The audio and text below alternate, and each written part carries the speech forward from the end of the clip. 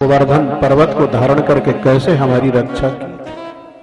मुझे तो ऐसा लगता है यशोदा ने थोड़े से मक्खन के लिए उसको ओखली से बांध दिया था, इसीलिए शायद वो रूठ करके हमको छोड़ करके चला गया। रोते जा रहे हैं नंद बाबा, बोलते जा रहे हैं, यशोदा मैया भी रोती जा रही है, सुनती जा रही है। उद्धव जी ने अपने जीवन में ऐसे अद्भुत प्रेम की कल्पना तक नहीं की थी। उद्धव जी बोल पड़े, युवाम श्लाघ्य तमो नूनम देहि नाम ये मानद नारायणे खिल गुरव यत कृता मत रीदृषि। बाबा धन्य है आप दोनों का प्रेम, भगवान के प्रति ऐसा अद्भुत प्रेम आज तक संसार में मैंने किसी का नहीं देखा। लेकिन बाबा आप भगवान को अपना बेटा ही न समझें, वो तो साक्षात परब्रह्म परमात्मा है। एतौ विश्वस्य च बीज योनि रामो मुकुंदा पुरुषा प्रधानम। अगर बलराम जी प्रकृति हैं तो कृष्ण पुरुष हैं। पुरुष और प्रकृति के द्वारा ही संपूर्ण संसार की उत्पत्ति होती है। ये साक्षात परमात्मा है। जीवन के अंतिम क्षण में अगर किसी के मुख से इन भगवान का नाम निकल जाए तो उसका उद्धार हो जाए। उनका कोई पिता नहीं, उनकी कोई मां नहीं, उनका कोई अपना नहीं, कोई पराया नहीं, वो तो सर्वत्र व्यापक परमात्मा है। नंद बाबा कहने लगे, उद्धव जी किस भगवान की चर्चा करने लगे? मैं तो अपने लाला की चर्चा कर रहा था। वात्सल्य रस का मूर्तिमान स्वरूप है नंद बाबा और यशोदा मैया। और तब तक बाजा बजने की आवाज सुनाई पड़ी। उद्धव जी पूछने लगे, बाबा ये बाजा कहाँ बज रहे हैं? नंद बाबा कहने लगे, अरे उद्धव जी सवेरा हुआ है, गोपियां दही का मंथन कर रही हैं, उनके शरीर के आभूषण बज रहे हैं। उदगायती नाम अरविंद लोचनम ब्रजांगना नाम दिवमस्पृशध्वनि। सवेरा हो गया, गोपियों के शरीर के आभूषण बज रहे हैं, वो दही का मंथन कर रही हैं और कृष्ण लीला का गायन कर रही हैं। उनके गायन के द्वारा आकाश मंडल गूंज रहा है। यही रात्रि कृष्ण के विरह में युग युगांतर कल्प कल्पांतर जैसी व्यतीत होती थी, लेकिन उद्धव जी आप आए तो कृष्ण की चर्चा में इतनी बड़ी रात्रि एक क्षण जैसी व्यतीत हो गई। सवेरा हुआ, चलिए यमुना में नित्य कर्म करने के लिए चलते। इधर गोपियों ने देखा नंद महल के द्वार पर रथ खड़ा है, पहचान गई ये तो वही रथ है। हमारे भगवान को बिठा करके अक्रूर जिस रथ से उनको मथुरा नगरी को ले गया, तो क्या अक्रूर आगता किंबा, अक्रूर फिर से आ गया। लेकिन अब यहां बचा ही क्या है? कहने लगी, समझ में आई बात, शायद अपने स्वामी कंस का श्राद्ध करने के लिए अक्रूर हमारे शरीर के मांसखंड को लेने आया होगा। इस प्रकार गोपियां तर्क वितर्क कर रही हैं। तब तक सामने से आते हुए यमुना स्नान करके उद्धव जी आते हुए दिखाई पड़े। उद्धव जी को देख करके गोपियां समझ गईं, अवश्य ये कृष्ण का कोई सखा है। तम वीक्ष्य कृष्णानुचरम व्रजस्त्रियः प्रलम्ब बाहुं नवकंजलोचनम पीतांबरम पुष्करमालिनं लसन् मुखारविन्दं मणिमृष्टकुण्डलम्। देखा कृष्ण जैसा पीतांबर धारण कर रखा है, कृष्ण जैसे इसके कान के कुंडल हैं, कृष्ण जैसी कमल की माला से अलंकृत है। अवश्य ये कृष्ण की कोई सखा है। एक गोपी ने आगे बढ़कर के उद्धव जी को निमंत्रण दिया, आप अमुक स्थान पर पधारिए, हम आपकी प्रतीक्षा कर रहे हैं। नंद महल में गए उद्धव जी, नंद बाबा से अनुमति लिया और गोपियों का दर्शन करने के लिए चल पड़े। उद्धव जी गोपियों के बीच में आए, गोपियां उठ करके खड़ी हो गई उद्धव जी के स्वागत में। बीचों बीच उद्धव जी का आसन बिछाया गया है। ससम्मान गोपियों ने उद्धव जी को आसन पर विराजमान कर दिया। सभी बैठ गए, लेकिन सभी शांत हैं, कोई बोल नहीं रहा है। बृहस्पति के शिष्य ज्ञानी उद्धव इस भाव साम्राज्य में आकर के, प्रेम के राज्य में आकर के भाव विभोर होने लगे, गदगद होने लगे। खोजने पर भी बोलने के लिए उनको शब्द नहीं मिल रहा। क्या बोलूं, क्या बोलूं यहां पर? देखिए, शब्द की एक सीमा होती है, लेकिन भाव असीम होता है। भाव की कोई सीमा नहीं, शब्द की एक सीमा है। शब्द को भाव की जरूरत होती है। अगर शब्द को भाव का रस मिल जाए तो शब्द को लगता है मुझे जीवन दान मिल गया, मैं धन्य हो गया। लेकिन भाव शब्द का मोहताज नहीं है। भाव को शब्द की जरूरत नहीं, भाव अपने आप में परिपूर्ण है।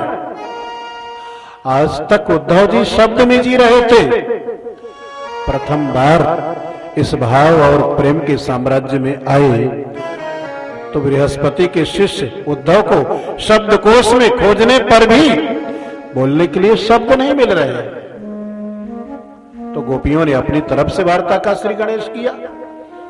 जानीमस्त्वाम यदुपते है पार्षदम सौपागतम। ऐसा लगता है आप कृष्ण के सखा हैं। उद्धव जी कहने लगे, हाँ आप ठीक समझा, मैं भगवान का सेवक। गोपियां कहने लगी, उन्होंने आपको अपने माता पिता के लिए भेजा होगा। उद्धव जी ने कहा, नहीं नहीं, भगवान ने आप सबके लिए भी मुझे भेजा।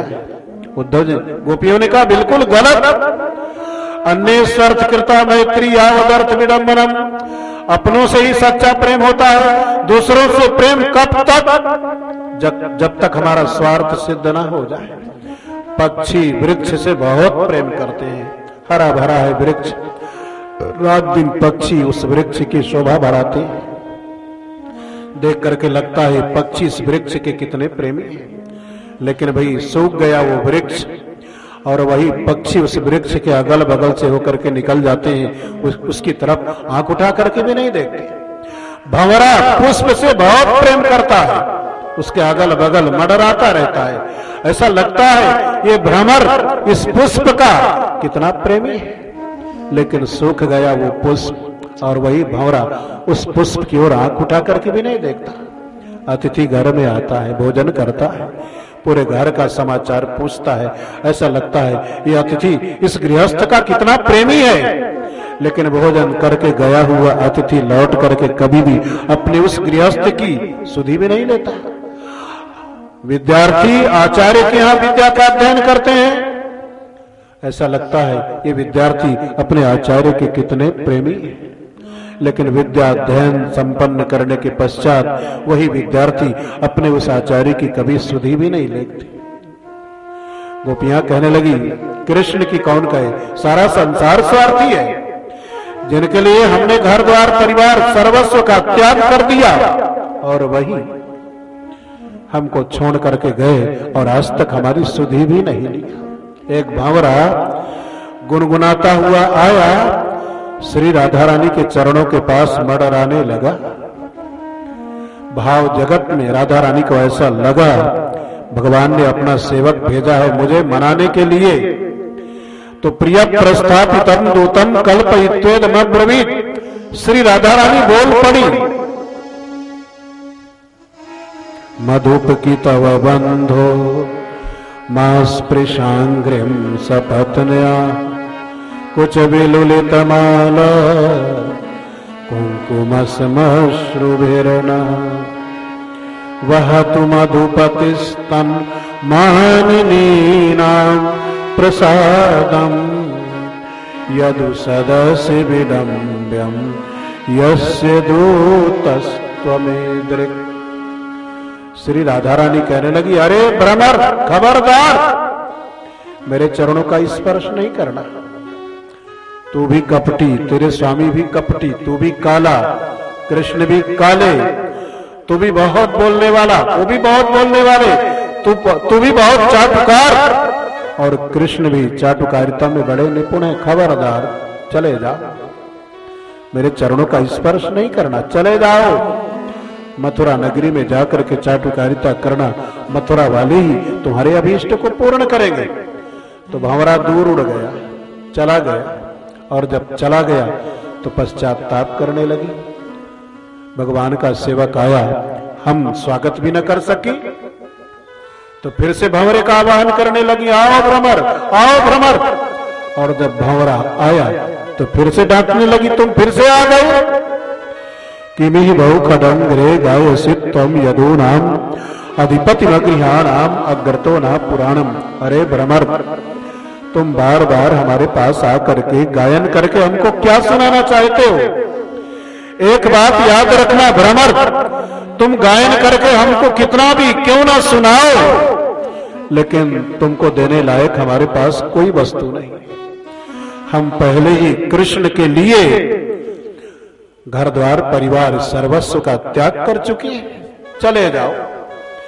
प्रेमी भक्त के हृदय में अनेक प्रकार की भाव तरंगे आती हैं जाती हैं। कहने लगी, कृष्ण तो जन्म जन्मांतर के कपटी, एक जन्म की कौन कहे। मृगयुरीव कपींद्रम विद्यते लुब्ध धर्मा। रामावतार में बेचारे बाली को मारा तो वृक्ष की ओट में छिप करके मारा, ये कहां की वीरता। बलि राजा की यज्ञशाला में ये बामन ब्रह्मचारी बन करके गए, बेचारे बलि ने इनके चरणों में सर्वस्व का समर्पण कर दिया, लेकिन इनकी आदत कहां जाती है, जिस पत्तल में खाते हैं उसी में छेद करते हैं। बेचारे बलि का सर्वस्व छीन करके और उसे नागपाश के बंधन में बांध करके डाल दिया। और हम स्त्रियों के तो ये हमेशा से विरोधी रहे हैं। हमारी जाति वाली शूर्पणखा इनके सामने विवाह का प्रस्ताव लेकर के गई। कोई गलत काम किया था उसने, अगर विवाह नहीं करना था तो मना कर देते, लेकिन बेचारी की नाक कान को काट करके उसे कहीं का नहीं रखा। श्री राधा रानी कहने लगे, देखो सखी, आज से संकल्प करती हूं, तदरमसित सख्यई, कालों से मित्रता बिल्कुल बंद। कृष्ण काले हैं तो गोपी काली साड़ी पहनती है, काली चूड़ी पहनती है, काले वस्त्र पहनती है, काले आभूषण धारण करती है, लेकिन प्रतीक्षा करते करते थक गई, कृष्ण नहीं आए तो कहने लगी, आज से संकल्प करती हूं, कालों से मित्रता बिल्कुल बंद। काले वस्त्र नहीं पहनूंगी, काली चूड़ी नहीं पहनूंगी, काले आभूषण नहीं धारण करूंगी। उस सखी ने प्रश्न कर दिया, मैंने माना काले आभूषण नहीं धारण करोगी, लेकिन तुम्हारे सिर के जो काले काले केश हैं इनका क्या करोगी? बड़ा सुंदर जवाब दिया, धूलिर धृता मस्तके, सिर के काले काले बालों में मिट्टी लपेट लूंगी कि काले बालों का दिखाई देना ही बंद हो जाए। लेकिन क्या बताएं, जितना जितना हम उसे भूलना चाहती हैं उतना उतना वो और याद आ रहा है। हम कृष्ण के बिना रह सकती हैं, लेकिन दुस्त्यजस तत्कथार्था, उसकी कथा के बिना हम नहीं रह सकते। उसकी कथा कितनी प्यारी है, बोलती जा रही, उद्धव जी सुनते जा रहे हैं। और उद्धव जी समझ गए भ्रमर गीत भंवरे को लक्ष्य करके जो कुछ कह रही हैं मुझे ही सुना रही हैं, भंवरा तो बहाना है। और ज्ञानी उद्धव गोपियों के चरणों की रज को लेकर के अपने मस्तक पर धारण कर लेते हैं। अहो यूयम स्म पूर्णार्था भवत्यो लोक पूजिता वासुदेवे भगवती यासा मित्रर्पितम। धन्य है आपका जीवन, आप कृतकृत्य हैं, त्रैलोक्य के द्वारा आप अर्चनीय हैं, वंदनीय हैं। भगवान के प्रति ऐसा अद्भुत प्रेम मैंने कभी नहीं देखा। ये प्रेम मार्ग की स्थापना कोई ऋषि मुनि भी नहीं कर सके, जिस प्रेम मार्ग की स्थापना आपने की। मैं समझ गया मेरे भगवान ने आपकी इस प्रेम की पाठशाला में मुझे क्यों भेजा, इसीलिए भेजा। मैं प्रेम से अछूता था, भक्ति का लेश मात्र भी मुझ में नहीं था, लेकिन आपकी इस प्रेम और भक्ति की पाठशाला में आया तो विरहेण महाभागा महान मेनुग्रह करता है। मुझे भक्ति और प्रेम का दान देकर के आपने मेरे ऊपर बहुत बड़ी कृपा की। अब आप भगवान का संदेश सुन लो। गोपिकाओं, भगवान ने कहा है, भवती नाम वियोगों में नहीं सर्वात्मना क्वचित, मेरा तुमसे कभी वियोग नहीं हो सकता, क्योंकि मैं सर्वात्मा हूं, संपूर्ण प्राणियों के हृदय में आत्मा के रूप में विराज